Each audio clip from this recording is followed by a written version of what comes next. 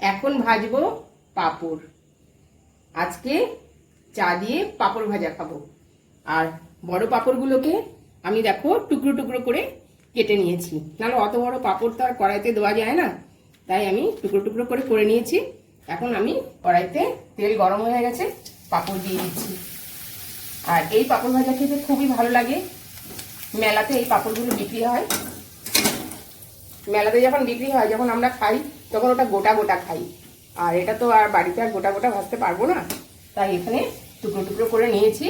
এই পাঁপড়গুলি একটা একটা করে আমি ভেজে নিই, তারপর আমি চা করি, চা করে চা দিয়ে খাবো।